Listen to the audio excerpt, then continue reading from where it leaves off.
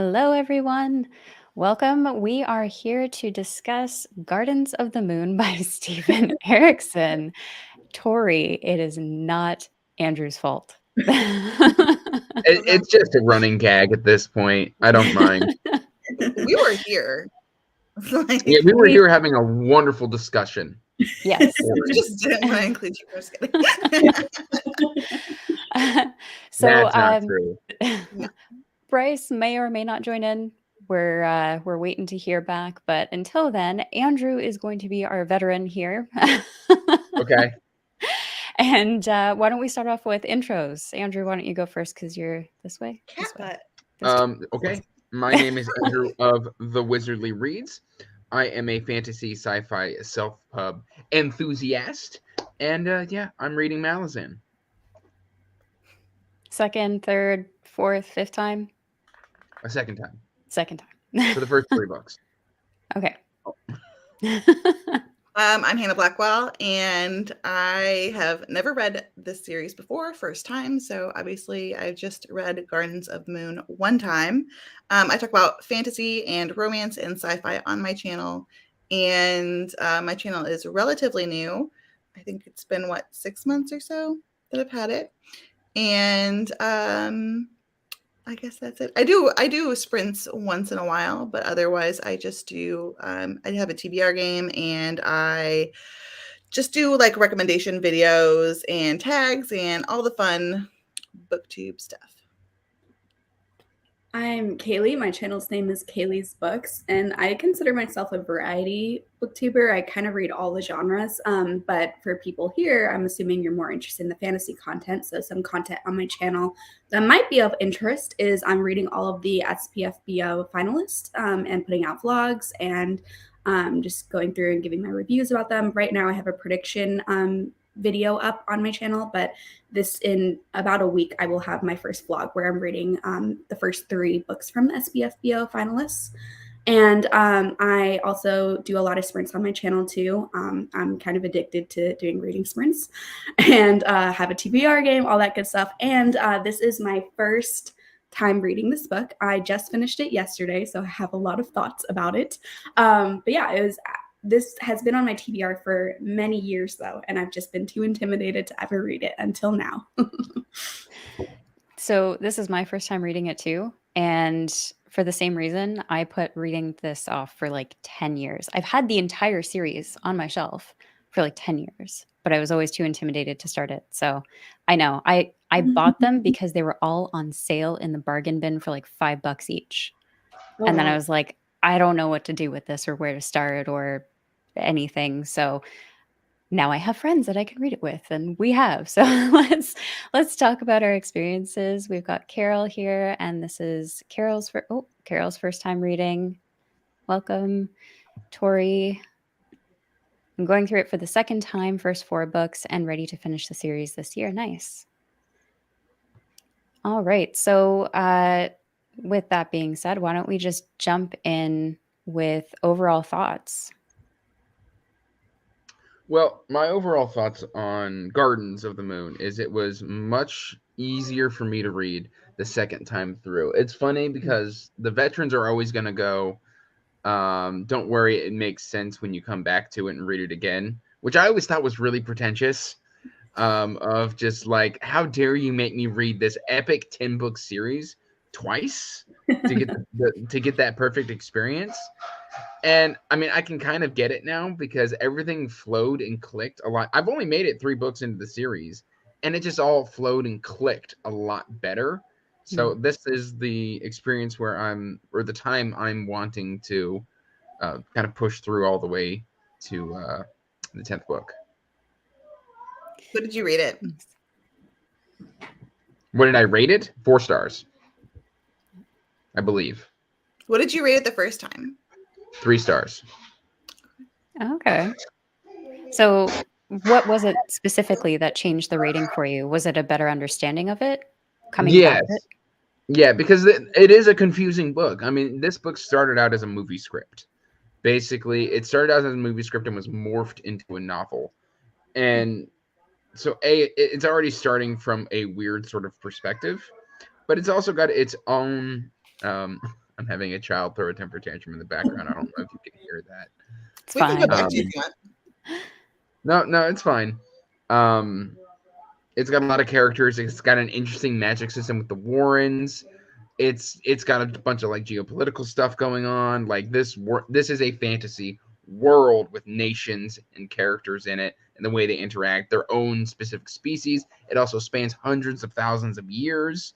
There's some confusing stuff in a dream that happens at one point in this book, which takes a character from the past and brings them to the present within a dream state. And that can be very confusing if you don't have that point of reference. So yeah, there's just, it's having a better understanding of the series really does help. There he is.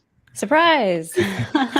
Ooh, sorry about that. It's been a day, and it's supposed to be my easy day. No worries. Did you want to introduce yourself there, Bryce?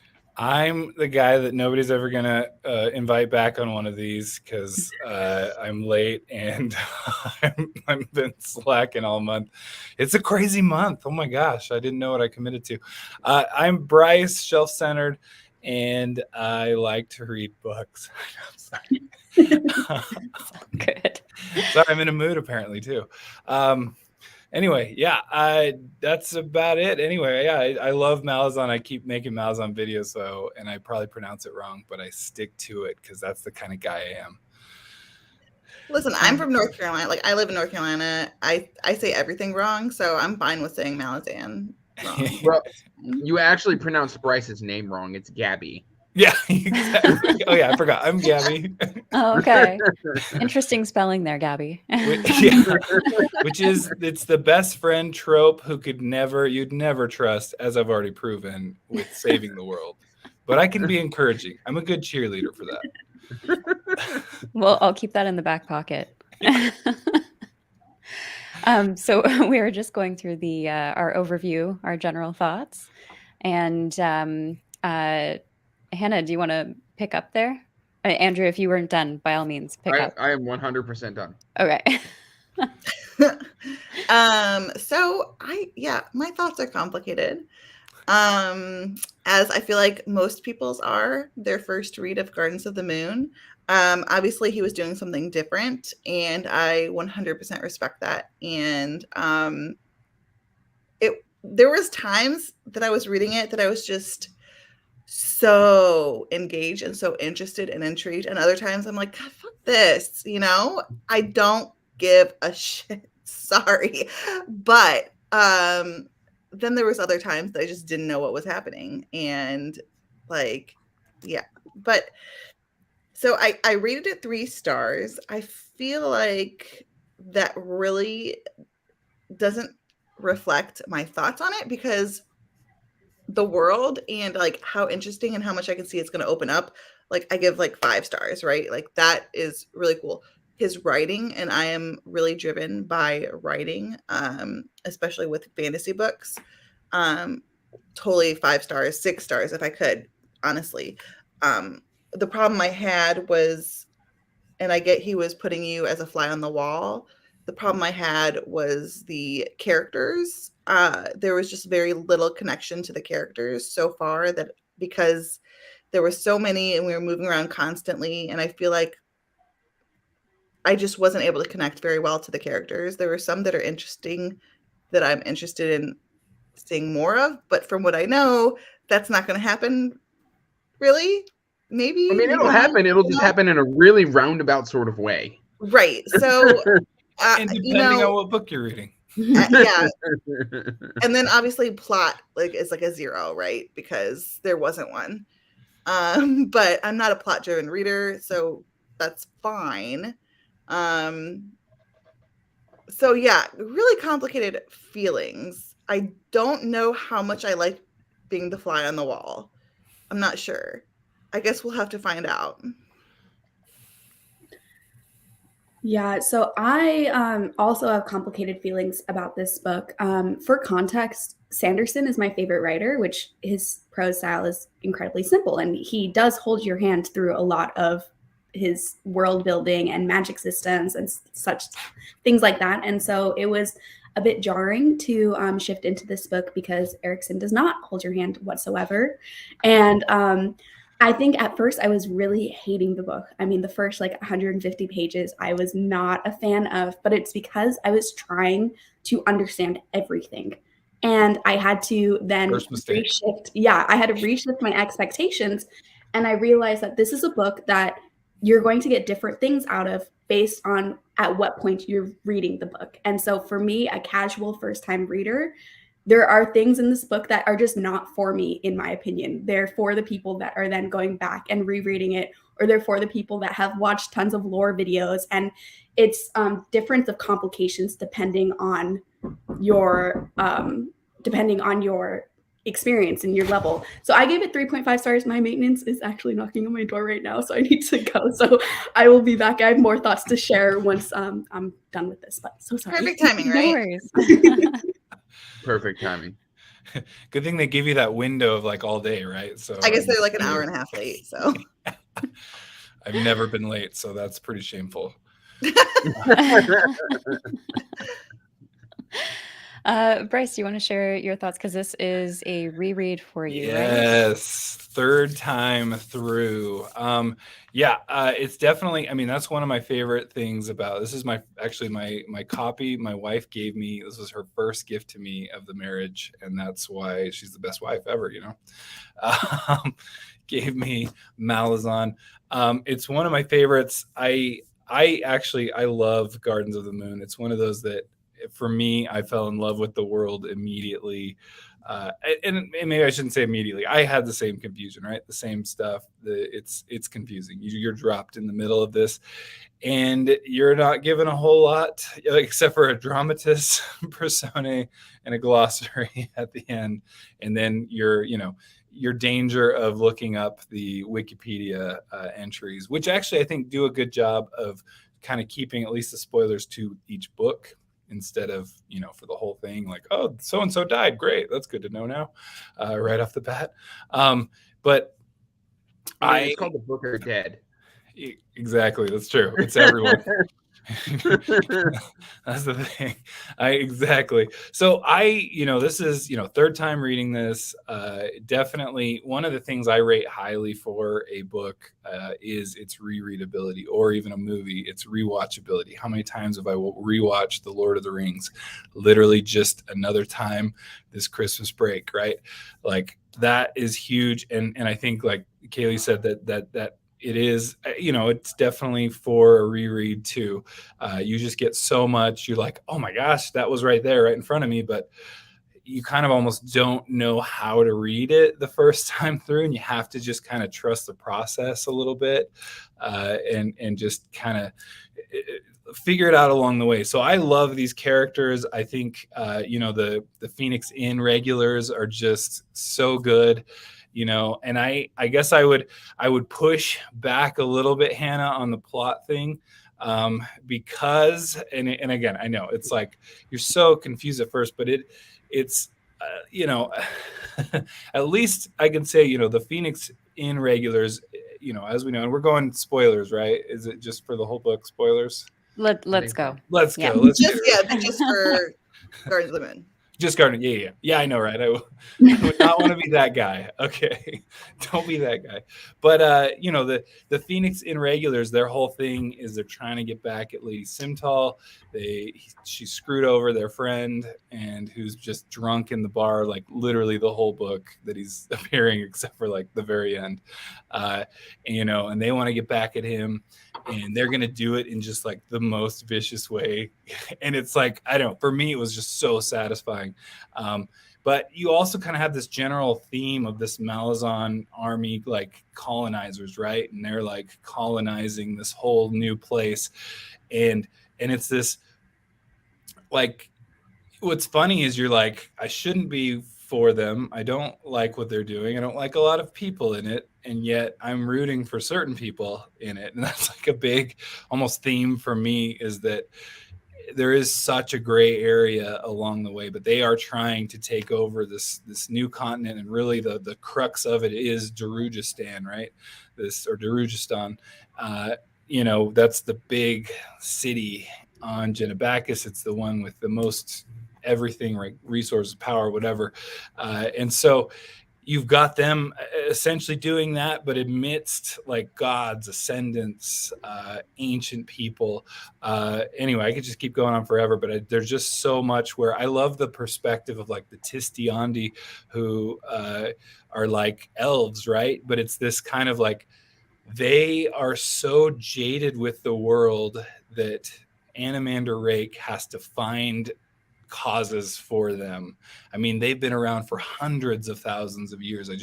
I feel like this is the first series for me that really made me think through, like, you know, in Lord of the Rings, I've been revisiting that, and you're like, hey, these, you know, when Elrond is like, yeah, I was there, and then Frodo's like, 3,000 years ago, wasn't that? And he's like, yep, I was there. You know, whereas this is like, if you've been around for 100,000, 300,000 years, and they even make comments like 1,000 years is nothing when I've been around for 300,000 years. It just this kind of like, what would you actually like? How would you feel? And you see why the elves kind of in Middle Earth are just like, you know what, we're just going to peace out here. And just, you know, that actual like thought process. So I know I'm a huge, you know, Malazan stan. So I don't blame anyone for struggling with the first book, or even if you just are like, hey, I cannot go further with the series, because I honestly believe it is not for everyone. Because it's its own thing. It's like it either jives with you, and I feel like a lot of people say, oh, you got to give it a couple books. I think you can know from book one if it's jiving with you or not, and if you're not, you know, it's like it doesn't change that much. Like it's definitely the writing gets better, and there's some things that happen that are kind of more epic even. But anyway, I know I've just rambled on here. Kaylee had more to say, I know. I just wanted to mention, because I was like, I only said I hated the first 150 pages and then I had to go. So I did end up liking the book. It was the reframing what I was supposed to get out of this book helped me to then enjoy this book. And there were some characters that I was really a fan of, even though this isn't super character focused. In my opinion, oh my gosh, my maintenance is back right now. No. But I did end up really enjoying it for the rest. And the last like 100 pages were all action packed. I was in it, but I'm gonna have to go again. I'm sorry. That's okay. I definitely think I shouldn't say there's no plot. I just should say there wasn't a traditional plot. Oh, for sure. Oh, it's very non-traditional. That makes sense, right? Like you just, I mean, you get thrown in just like any other fantasy book, but in a different way. So, yeah. Also, Matt is very excited for you to be excited about this. Yes. I know, I'm like, I got to bring the energy better. Like Andrew, he like is all about the energy. I'm like, I need to get like even just half of it would be good. Really improve my channel. I'm like half awake right now, so I'm sure you can easily level me up. I think I commented on something on your channel about that. I'm like, can I have just like 10%? Can I just have 10%? just like a little bit. 10%. Oh, geez. Who was everybody's favorite character? So I really like Croup. Grappa? Wait, Oh, yeah. we didn't get Keela's feelings. You love it or hate him. Yeah. People love Grappa him was or my hate favorite him. the first time through. He was more annoying the second time through. I could see that. So my overall thoughts, I actually took your advice, Bryce, and I went in with zero expectations. I was like, if it works, it works. If it doesn't, it doesn't. And I didn't try to focus on anything too much. Even if I forgot a character's name, I didn't care. I just kept going. Good. Because I just was like, I'm going to go for it. My experience went from WTF, I think I'm understanding.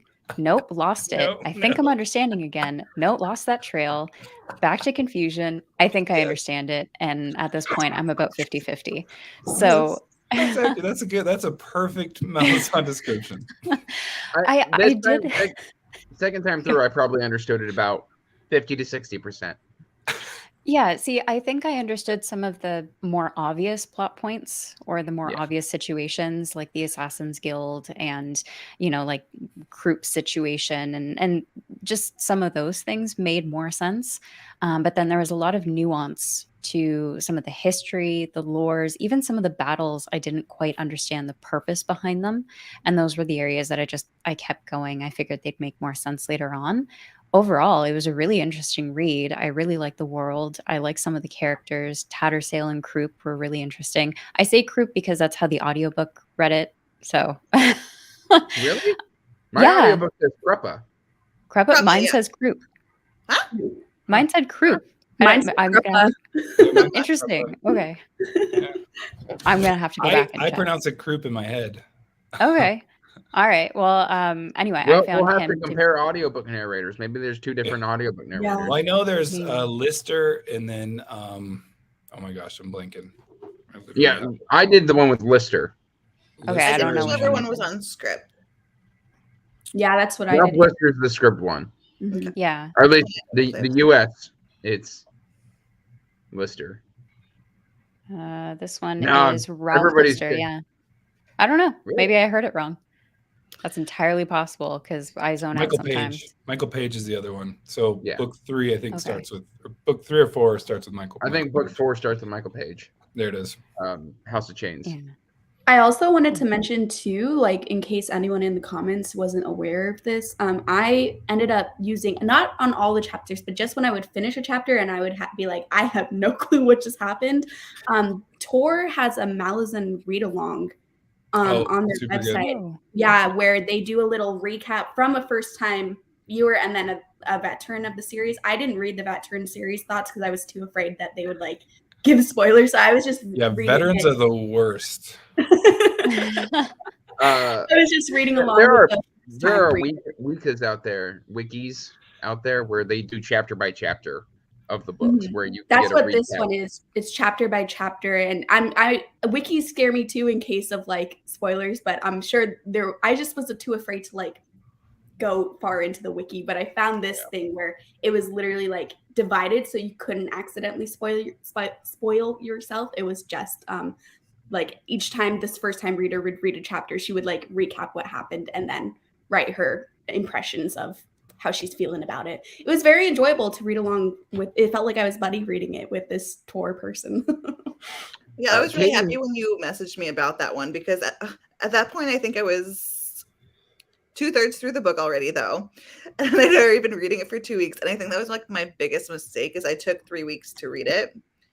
And I think the next one I'm going to try to read it in a week and use that link that you sent me with the Tor like recap so that I don't have to like try so hard. And I know I can like see if I lost something that was important because like it'll remind you, but you probably won't remember it. Yeah. Well, it's like a similar thing. I teach English literature to undergrads, and I always tell them like SparkNotes is a resource. You don't want to supplement it entirely with SparkNotes, but if you're having trouble understanding the literature, use SparkNotes to help you get a better experience with this literature. And so that was my use of this Tor Malazan read along was to help me out, because sometimes when I felt like the entire chapter I was missing something, I was having a negative opinion about the book, and the Tor read along helped me see what I was missing and helped my negative opinion get a bit more positive. So it's definitely out there if people want it. And I think Amanda Rudder, who was the newbie in that one, I believe she works for a publisher now. That's one that I watched her, like, she had this blog called Floor to Ceiling Books, and then kind of got involved in that and it was so involved in the book community, then became like literally part of publishing. I think that's such a cool story that like follow your dreams, like it was so cool. That's the girl that was on the tour. Yeah, the read along, the newbie part of the read along. Okay, so did we want to keep going with favorite characters, or sorry, Andrew, did you? Yeah, so I was gonna say I have 3. Tool, but that's because I've read the next book. Onos Tulan. Quick Ben. And then this time through, I've always loved Quick Ben. Quick Ben's always been one of my favorite characters of the Bridge Burners. But the first time through, I didn't really like Perron. This time I did. And like for some reason, like the first time I read the book, I thought he was hapless. I thought he was completely lost. Like I thought he didn't know what was going on. And then this time through, he felt like a more cohesive character, and he just got caught up in the game of the Ascendants and the gods and stuff like that. And so I had a better appreciation for his storyline. And Matt, I want to see you flip your table because Whiskey Jack is overrated. Oh dear. Throwing down. I'm just going to show this too because we have a couple of recommendations for this. 10 very big books podcast also has good read along discussions as well, apparently in chapter summaries. Yeah, I'm definitely going to check that out. I love podcasts too, so that's great. Thank you guys for recommending that. Yeah. My favorite characters were definitely Crocus, yeah. I'm very timid with the pronunciations. Crocus, Tattersail, and then the Sari/Apsalar character. I was very into all of them. I like Tattersail too. I liked Kruppa in the second half of the book. Like the first half was like this guy sucks. But He's actually a player character from the original campaign. Yeah. So I also like Perrin. Perrin, Yeah. doesn't matter. Yeah. Okay. No one's gonna particularly call you out for it. If you talk, if you talk with like Philip Chase, and like they're like, it's like, what is it, postmodern? It's somebody somewhere pronounces it that way, so that's I'm gonna go with Perrin. Because that's like I feel like in all the epic fantasy books, what is it? In the Wheel of Time, there's a Perrin, right? Yeah, but that's completely different. I felt like Perrin was the closest we got to a classic fantasy main character situation. And I didn't like him for the first half, and then I liked him in the second half, just like Kruppa. So I guess those would be my three. I love Perrin's introduction, like when he shows up at the bar and is I guess introduction to the Bridge Burners when he shows up and they're where he immediately gets stabbed. Yeah, and he shows up and they're all like, "Oh, this guy is kind of cool, actually. Like maybe." By your other favorite character? Yeah. Like, nope. Yeah. It's like my favorite characters stab each other. Yeah. Mine was comedic. Oh man, I have so many because it's so hard. Like Talk the Younger, and that might be just from later, but I mean Whiskey Jack. I have to say, to nod to Matt, I love Whiskey Jack, but like favorite, and it's probably because of these moments, like Quick Ben when he like pulls one over on Shadow. Shadowgate. Exactly. Amenas. Shadow Throne. Yeah, Shadow Throne. I just love the plans within plans. They're all about the plans within plans. I like Kruppa, because I like, the prestige, right? And I think of the, just the if you've seen the movie The Prestige or read the book's amazing too, Christopher Priest. But this whole idea of like outwardly, like here's what I'm showing to the world, and just being so committed to it that it like, but inwardly and otherwise and hidden is this whole different life. But you're so committed, right? And like you have the one magician that you watch, he like slowly kind of stumbles out to his like carriage, but it's like because he's so committed to like looking elderly, right? In The Prestige, again, I don't know if you guys have seen that, but it's been a while, but I've seen it anyway. So this idea of that, of just like being committed outwardly, and I just love it, and just being like everybody just like doesn't even take him seriously. There's no way he could possibly be anything other than just an imbecile that just eats everything and thinks he's really, it like really sounds Dunning-Kruger, right? He reminded me, I think at one point I'd have to find it in like my because I wrote everywhere throughout this book, but at one point I wrote somewhere that Kruppa reminded me of like a manipulative housewife. Like the way that he would, when he wanted to get, like, back when women didn't have much control over situations, it was like, basically trying to use your words to affect some sort of influence or change, right?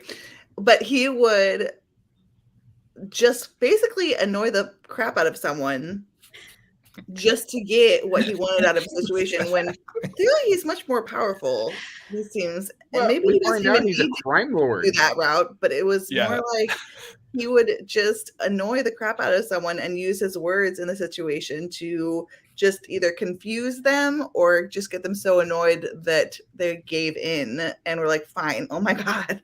Yeah. Like, oh man. Well, and exactly. He's a master manipulator. Oh yeah. Right. And then you have like Tattersail. I love, like, I think it's more just like events, because I think, the characters aren't quite so polished in this one. I do feel like but I still feel like I just, I feel so many emotions for this. So I'm like, he's doing something, even though this isn't your normal characterization, Mm-hmm. And so, but like Tattersail and the dinner with Lorne, and like Lauren's like, you killed my family. Like, you went through the mouse quarter, which is what was happening in the prologue, right? And you killed my family. Like, you're the reason. And they're just like, coming to, like, that's just a crazy scene. I think of that's the prologue. I know. Thank you. Exactly. I know. That's where it takes a couple. It took, a number. It wasn't towards like the end of the book that I even realized Perrin was the kid from the. Yeah. Oh yeah. Oh really?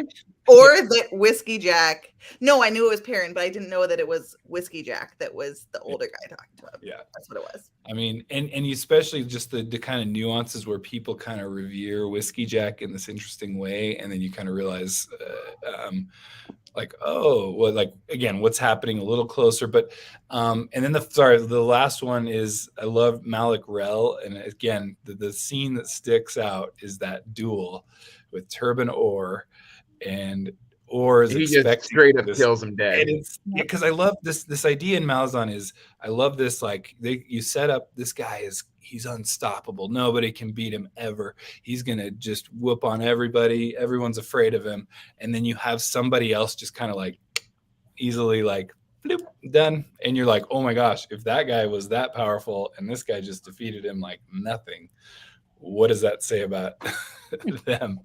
Anyway, I love that like that kind of comparison. Anyway, I'll shut up. I kept going on. It's all How good. did everybody feel about the Sephiroth stand-in? Oh, I'm assuming there are some Final Fantasy fans here. If not, I'm talking about Animander Rake. okay. That's what I was. I'm like, I was like, I should, but I do not. I did not make that comparison, but you are right. He's Final Sephiroth. Fantasy, was it 8 when I was younger? But Oh, that'd be Final Fantasy 7 is where Sephiroth is. But it's essentially who he is. He's tall. He's got a big sword. He's got really long white hair. He's Sephiroth. I mean, I thought he was interesting. He was one of those characters I didn't quite follow all throughout the book. I just knew that he was very ominous, whatever that word is. ominous. Yes. Ominous. Thank you. And he was one of the Malazan, right? They were conquerors, big bad guy. But toward the end, I did find it interesting that he did have a bit of heart, because he was trying to accomplish something and he ended up sparing a life. But he also had a kind of a short temper about it. Like, get out of here while I still let you, because I got stuff to take care of. So I did find his character interesting, though I don't quite understand everything that happened with the plot behind him, because it felt like there was a lot of lore that needed to be understood with it too. Yeah. There's 300,000 years of lore. Yeah. So He's very old. I mean, Yeah. that's what the whole there's the Forge Elrond of is a toddler Darkness. compared to Animander Ray. Yeah. The Forge of Darkness, right? That trilogy is a prequel about the Yeah. Tistiandi. So yeah.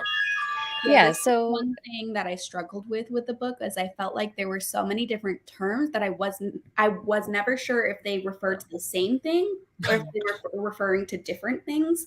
Like each character I felt like had 5 different names to them. Right. And even just something as simple as wizard, witch, mage, sorceress. I was like, are these all different things or is this all referring to the same sort of thing? I had no idea because they were using all of these different terms for different people. And so that was one thing where I wasn't sure if that was like something to do with the lore in the background or if these were just different terms to make the prose more poetic with not repeating the same terms over and over. I'm not sure what was going on, but the term usage was like complicated for me. If you can imagine, I have another thing to say about that. So what's cool about it is it's Erikson and Esselmont, right? They gamed this, but while they were like on site for anthropology, like digs and whatnot, like you're just in their research, right?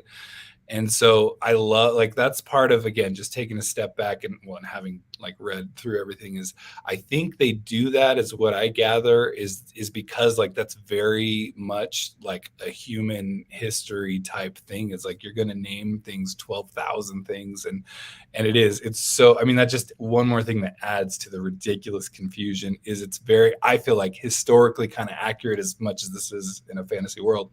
But like accurate in the sense that we would, you would have nicknames for people and then you would, I mean, and it kind of tries to do that with like calling it, Shadow Throne / Amanas and then, Cotillion, the rope. Anyway, but yeah, it doesn't at all clarify. Yeah, but I think you're exactly right. For the most part, it is just referring to the same thing, but it could be different. It's like, that's how they did it. It's like, massive confusion. Well, the lore is complicated enough that I would not have been surprised if all of these terms are referring to slightly different things. And so that's why I was like disconnecting a bit with the terms because I was trying to like make them make sense in my head and they just were not making sense. Oh, wait till you get the Talon eye mass and the eye mass. That's when it gets really confusing. Right. Because one is a humanoid, the other's a wolf.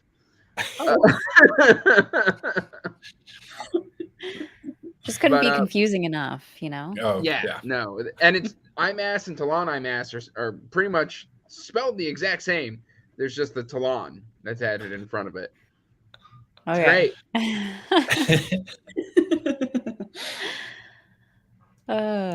But one of the things that I will say for the confusion, Malazan is very good about introducing a puzzle piece that isn't going to fit anywhere on the board until you've read either 2 books or 3 books, and all of a sudden that puzzle piece will click in, and you are revealed a small portion of some, like you unlock understanding, like the picture is revealed, and that happens. I mean, when he goes into the Azath house, that's something that's not going to appear.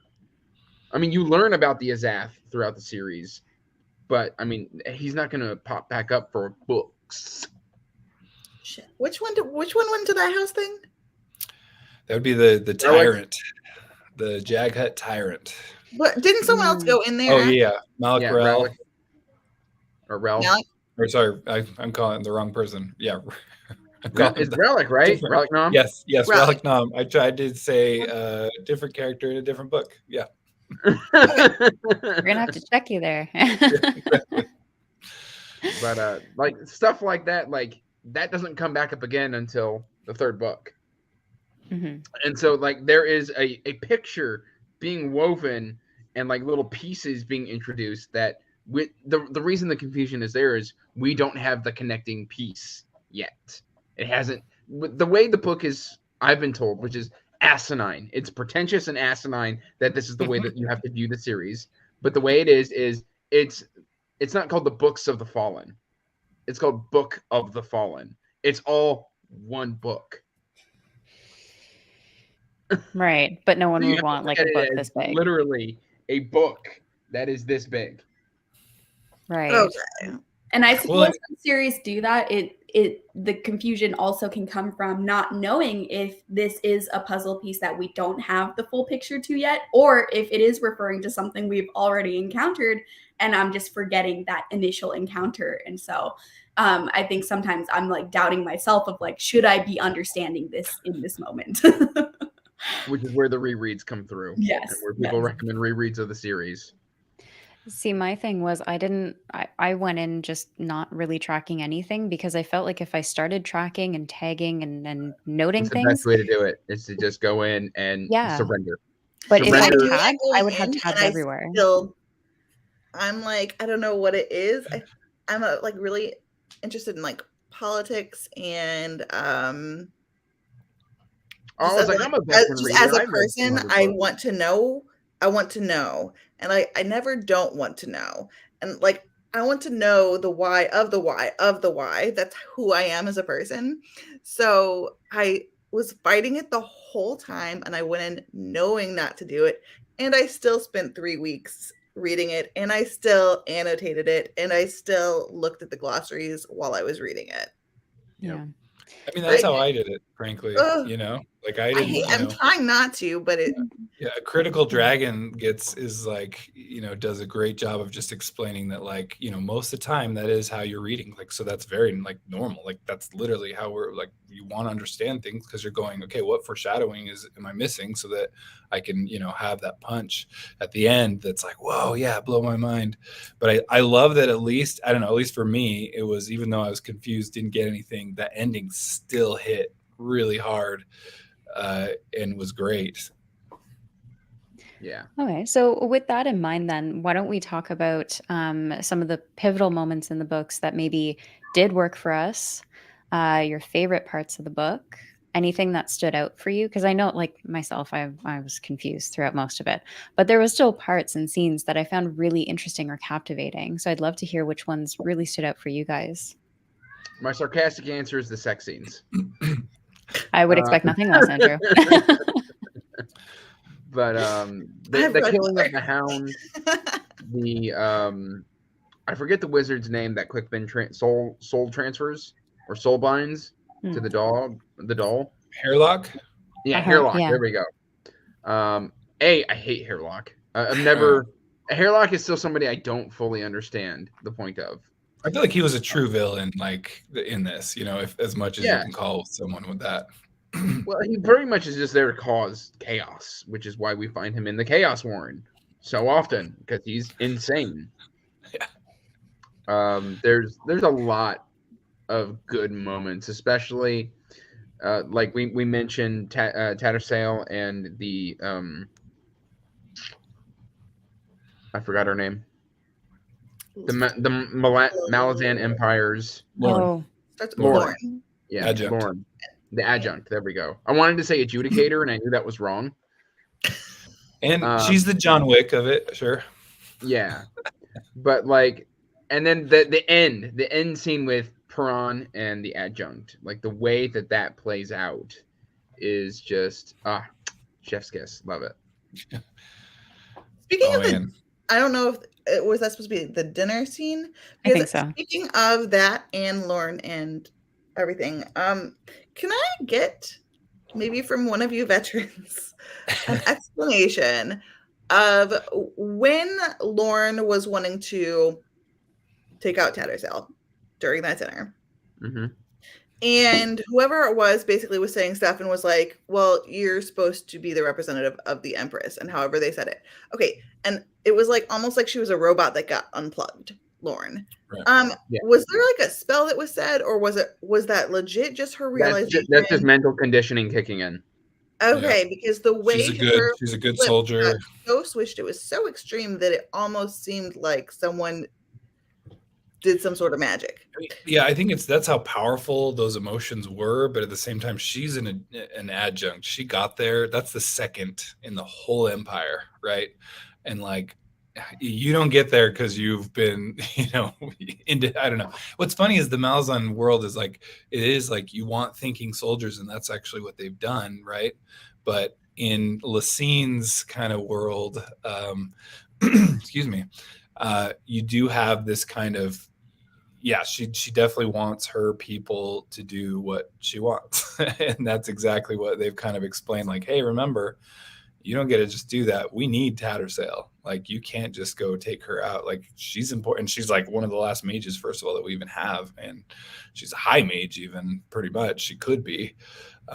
So yeah, that's kind of what, yeah, it's not, it is, but it is, I like that. Yeah. How you guys both put that is, it is more of like the conditioning kind of kicking in. Well, I think that's also a Claw training, potential theme, like throughout the story, is how someone is able to retain their individual soul versus this like outside pressure on them to conform to the empire or to the gods. I'm thinking of Sari here as well, where Sari is kind of being ridden by this god, I think, throughout the story. Ascended, yeah. Ascendant. That's another term switch that I'm not completely sure the difference between ascendant and god. But they're basically ascendant is a human who has ascended to basic godhood. Like, they're basically immortal, but they're like, you know, you've got your god of death, and then like the ascendants kind of like are on this playing level, so they're not quite gods, but they get to kind of flick them in the ear a little bit and interfere with the mortals. When the gods are worshipped, right? Yeah. Have people there. But yeah, I agree with that. But yeah, and then also we see with the soul shifting potential with Hairlock and with Tattersail, how their individual soul is like so powerful that it can transcend their bodies into these other objects and different bodies.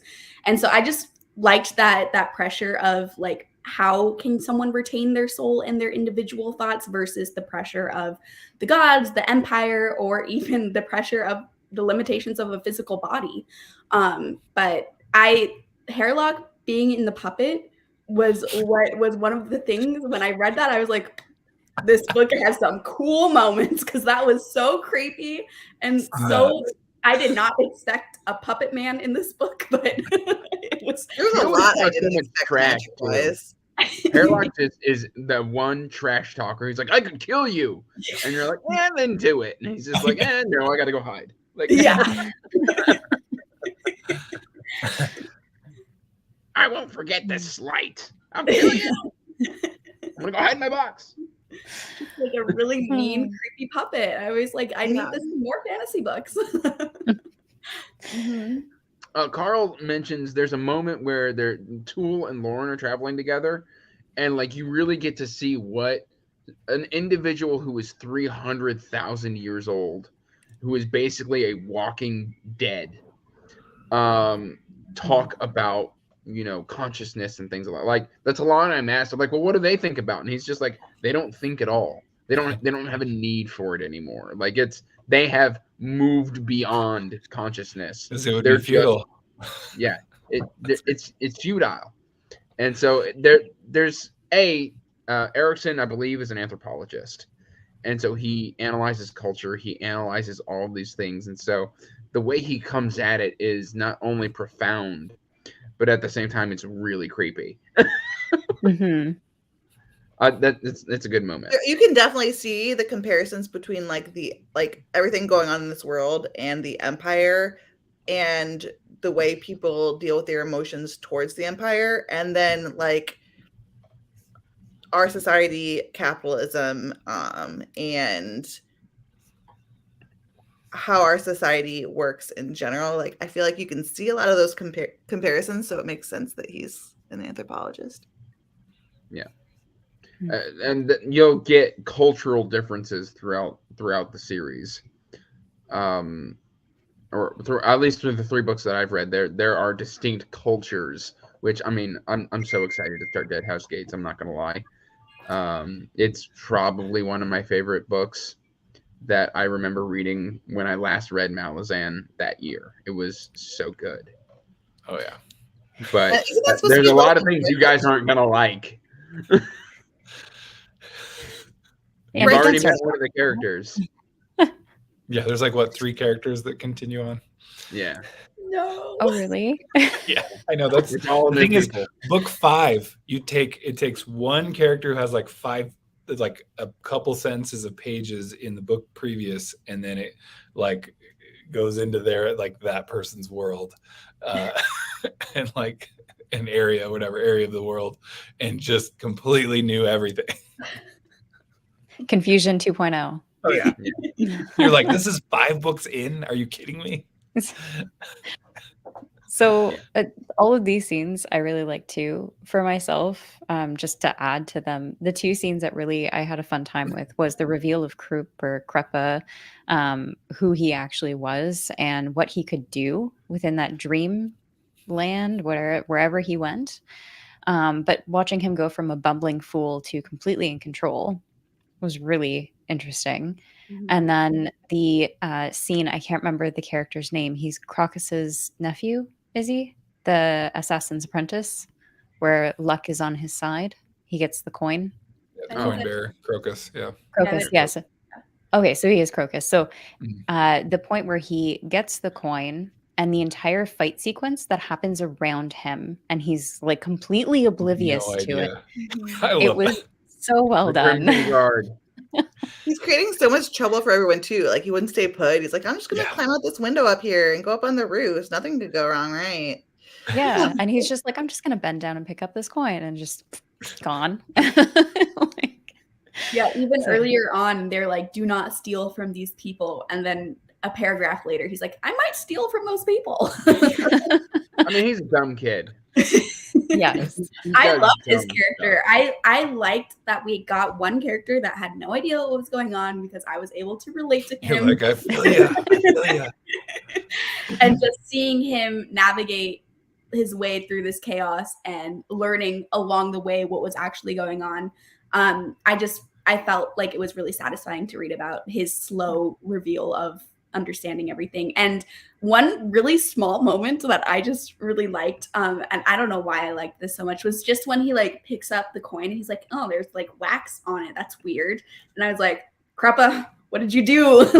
And so it was just like a nice little clue there that I was actually able to catch. So I imagine going back and rereading it, having that satisfying feeling happen many more times throughout the series as I know what's happening and I'm able to catch more of these clues could be a very satisfying reading experience.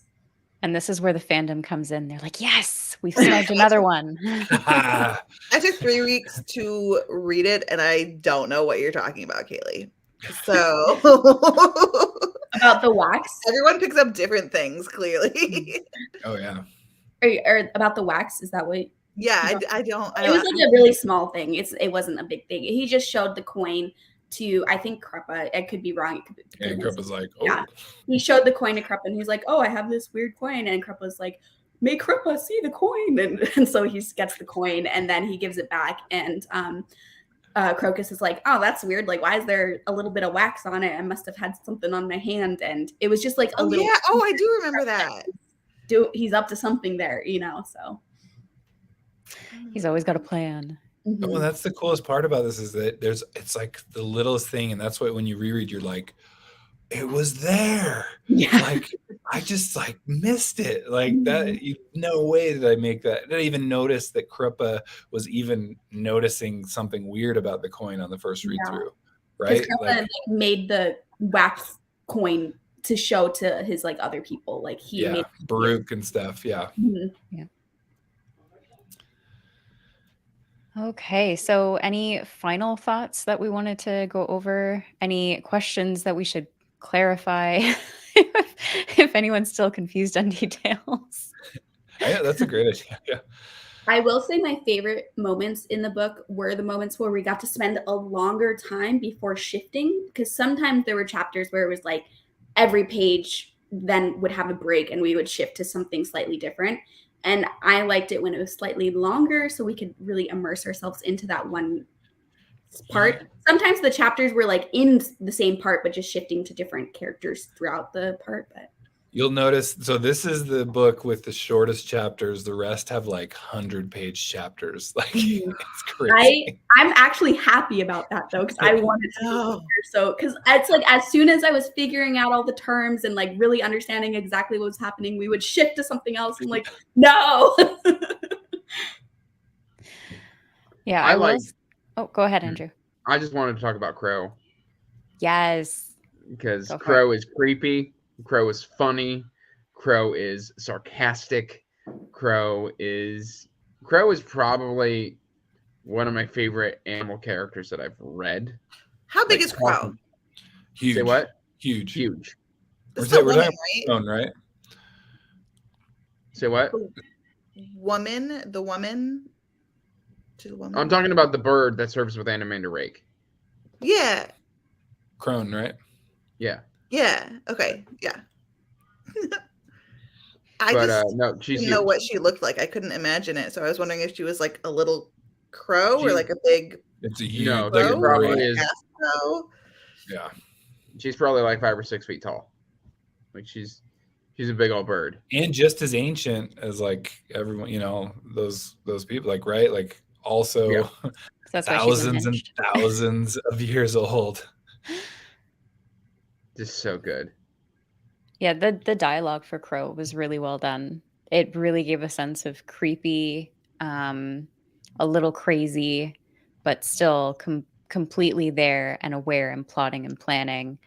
Yeah, I definitely agree with that.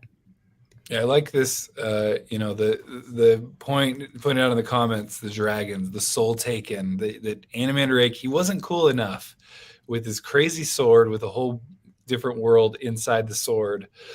That he's like, it's too good for you to just die. You need to also suffer forever. For eternity. But also he can turn into a massive crazy dragon. Like that's anyway, I didn't realize there were shifters in this book, and I'm like, is everyone like? There's so many shifters. That one dragon that Animander Rake was fighting, I think I must have misunderstood something because it seemed like it was a warren that turned into a dragon. I must be wrong.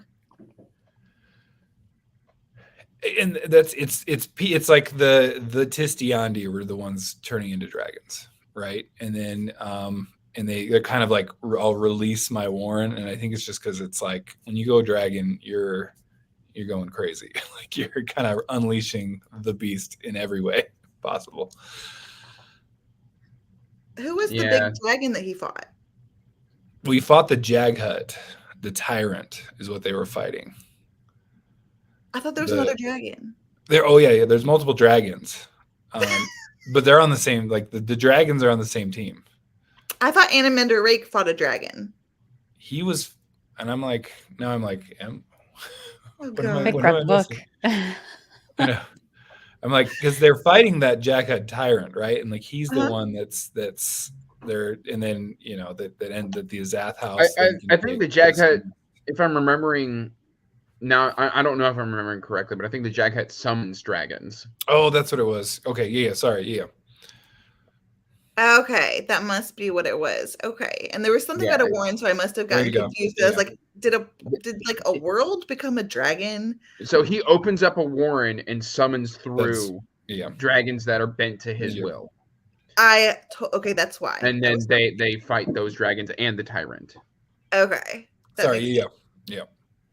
I think I completely misinterpreted that, and I thought the Jaghut was also turning into a dragon. Like, whoops. And this is why we have discussions. Yeah, right?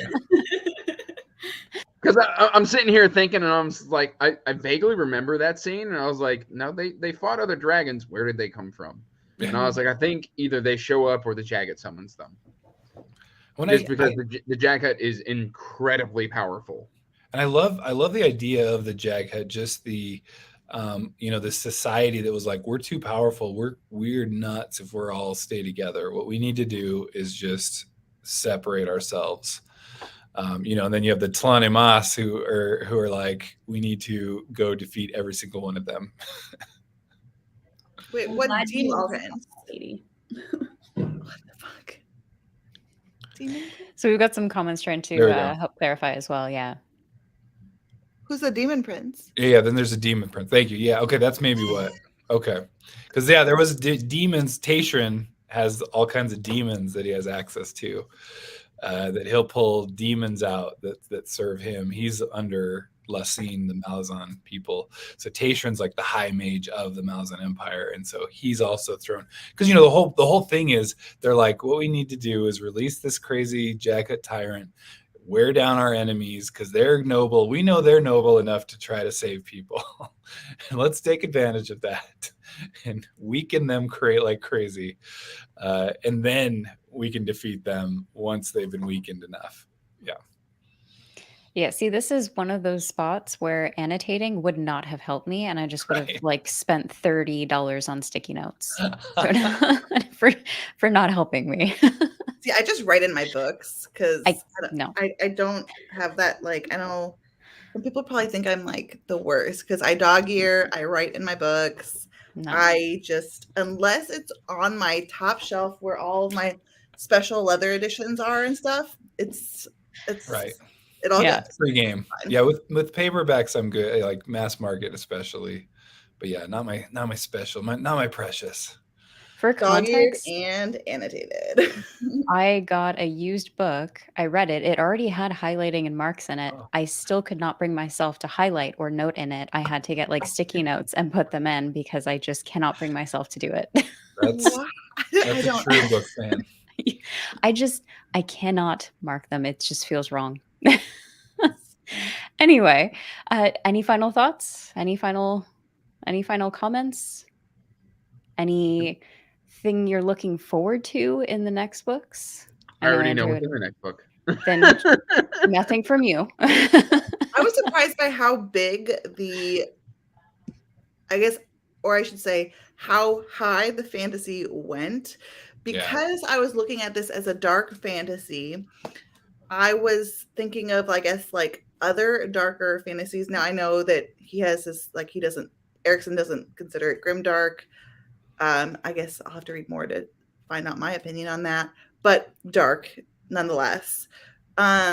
I wasn't expecting it to be so high fantasy because of all the ones I'm thinking of. Like, I think of like Abercrombie, I think of George R. R. Martin, and so he's opposite that. Yeah, complete opposite. The most high fantasy I've ever read. The concepts, the craziness, the magic, the shifters, the floating mountain, like, it was so out of the box. I was like, if George R. R. Martin and Neil Gaiman had a baby, it's got that.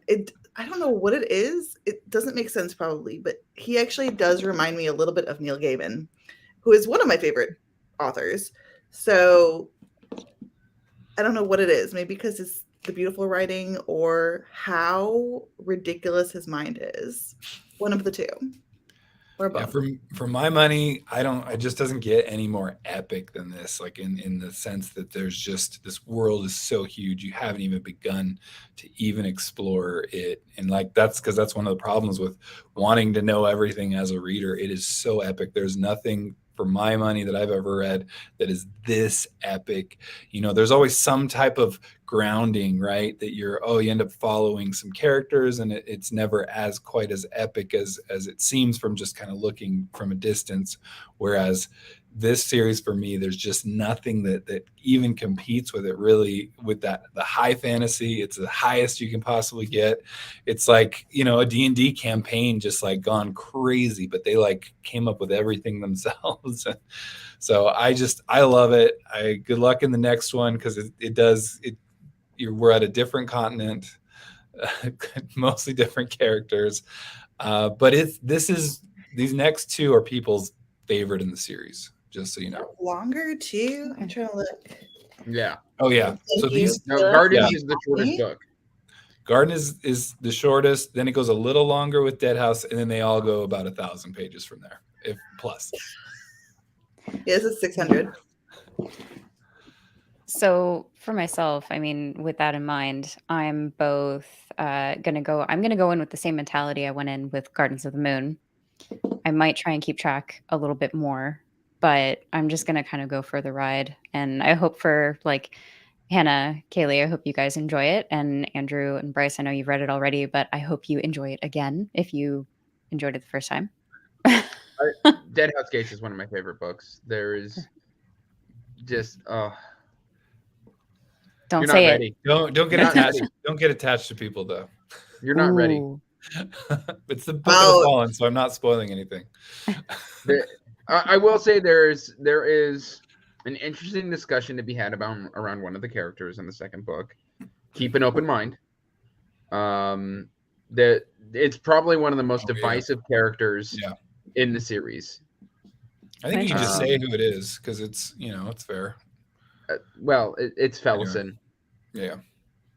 Felison, Garrett, Perron's sister, younger sister, who you meet very briefly when he goes home in Gardens. So keep an open mind on her characterization. It's going to be infuriating, but it does serve a purpose.